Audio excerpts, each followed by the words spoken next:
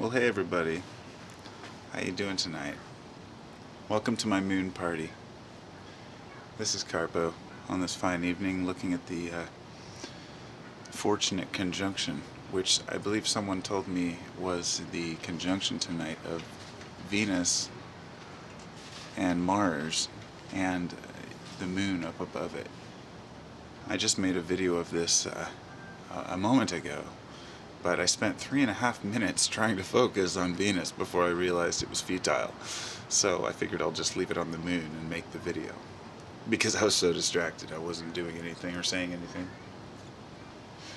I really wish I could show these things sometimes, and it's really futile, even trying to show a video of the moon. I mean, it doesn't no justice, but whenever I see these planetary conjunctions, it makes me wonder, what exactly goes on up there in the celestial realms, If you've ever followed the electric universe theory or listened to any of the things that they talk about, it's some pretty interesting stuff. I might say that I'm prone to disagree with half of it, but I'm also willing to accept half of it may be possible. I haven't made up my mind about any particular theory or reason for the universe, or what might happen when the planets come into certain alignment. Does a planetary conjunction affect us, mentally, emotionally, physically? Maybe, maybe not. But there's a lot of debate over the moon itself. I'm looking at Venus on the horizon, and it's just beautiful. But the moon, this crescent moon, is something else. Probably won't pick up the shadow on the video, but trust me, it's beautiful. So there's a question about the moon. When I was younger, I think back in 1998, 7 or 8, I read a book, Behold a Pale Horse by William Cooper. Kind of changed my whole paradigm. I started to suspect everything and everyone, and in that book they said that the moon, there was a couple theories. One was the hollow moon theory, that the moon rang like a bell when the lander landed for hours afterwards, and they believed that it might be hollow. And the other theory, which is tied in, which is that it was moved into orbit, that it was actually brought here from another place. And it's funny, over the years those conspiracies have morphed into more insidious things, like it's not really there at all, that it's just an illusion, there's no such thing as the moon, it's fake. And I've heard all these different theories, and I've asked myself, is there any credibility to any of this? I'm not going to sit and argue about it, because there are people out there who have chosen. They'd rather believe that the moon is a hologram than accept it for its beauty. I'd much rather say, hey, maybe there's something to it, but I wouldn't go as far as to say it's a hologram. Digital photography does a lot of strange things to the moon. In fact, I did a video a while back as a joke saying, look at the moon, look at what it's doing, as a kind of conspiracy joke about a year and a half ago. And somebody took it seriously. They really thought that I was serious about it. And they even said, look, you can see in your own video, I totally agree with you. Look at what's happening to the moon. And I guess what it was I made a few back then, and I decided I didn't want to attack the fake moon community, because there are a lot of people out there who really believe that the moon is nothing more than a hologram. And that, to me, folks, is a preposterous notion. But, you have to entertain every possibility, I guess, right? Let's get some more. So, I guess this is just my homage, my ode to the moon.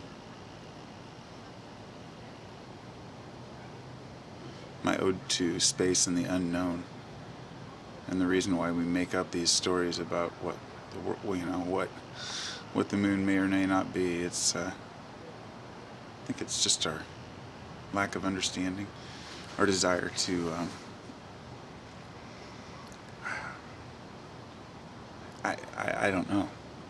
I guess I don't know what would make a person not want to believe the moon is real, because it doesn't answer really any questions to me. It just makes me ask more questions, such as, if it's not, then what's really up there? We're living in the Matrix. Nothing's real. It's all an illusion. But it's a crazy world we live in. It's hard enough to even understand our surroundings, let alone space, and I think space is just so impossible to grasp. My mom and I were talking today about life, and we were saying, why do we create these? Because I was giving my opinion of why I think that we create these fantasies of life. We create purpose, we create existence, understanding. And it all comes from I said I think it all comes from the father complex, the daddy complex, that we all want to know somebody's looking out for us. Whether we think it's aliens or God, Jesus, Big Brother, Mohammed, Krishna. We always want to think somebody's looking out for us. Even the Illuminati story, to me, just creates an air of wanting to think that the world is steered in a particular direction, even if it is a bad direction, but not to think that we're out of control, that we really don't know what happens. But anyway, that's a story for another life, another time. For now, we'll stick to space and the awesomeness of it. I think that there's enough reality to be amazing, to have to even dream up fantasies. I don't understand why we have to think that maybe space is an illusion, when in fact it could be even more amazing. It could be reality. UFOs, all these different things. I saw some amazing things last summer when I went camping, and it was my first real UFO experience, or my second, but my first as an adult. And it's pretty amazing, and I've never seen anything like it. And I always keep my eyes open. I'm open to the fact that there's intelligence out there, that there's something beyond us, but I don't have to believe that it's steering us in any direction. I think that's a big misconception. A lot of people want to believe that aliens have a plan for us, or that God has a plan for us, or something, that there's some kind of plan. And I don't mean to be the guy that says there is no plan, because I don't know any better.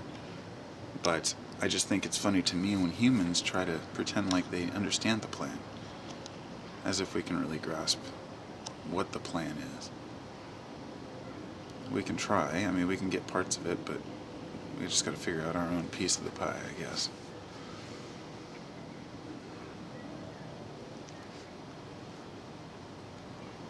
Do we create our own realities? Do we create our own plan? Do we create our own destiny? Or is everything just as is, set? Fate. I think fate's one of the biggest jokes, or determinism, the idea that everything's predetermined. To me, there's scientific experiments to show that you make a decision, say, like 4 or 5 seconds before you actually make the decision, or maybe it's like a split second before you make the decision, but your mind knows before you know. So does that mean that we, have no say in anything? I don't know. It doesn't matter to me, because everything is predetermined, because it's going to happen, if that makes sense. You can't change a timeline of what history might have been if you don't know what it's going to be.